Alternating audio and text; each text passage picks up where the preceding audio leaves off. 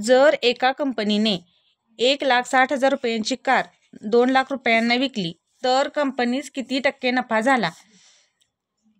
1,60,000 रुपये ही काय झाली आपली खरेदी किंमत. कंपनीने 1,60,000 रुपयाची कार खरेदी केल्या आणि ती किती रुपयाला विकल्या? 2 लाख रुपये काय आहे आपली विक्री किंमत आहे. 2 लाख विक्री.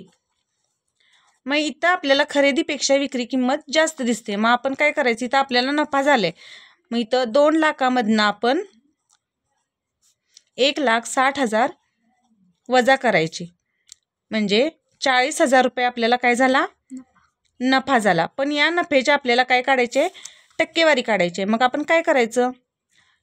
शेकडा नफ्याचं सूत्र इथं आपण वापरायचं. शेकडा नफा बरोबर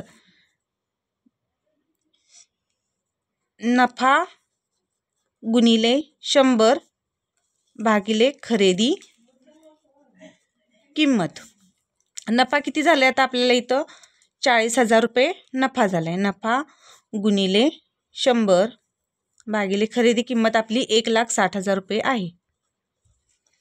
इथं पहिल्यांदा आपण शून्याला शून्य सगळे घालवून घ्यायचे.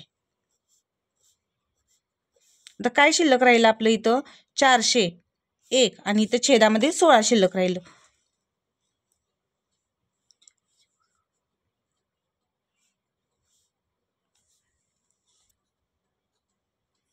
इथं आता शिल्लक राहिलं आपलं 400 भागिले 16. इथं 16 ना आता 400ला आपल्याला घालवायचं.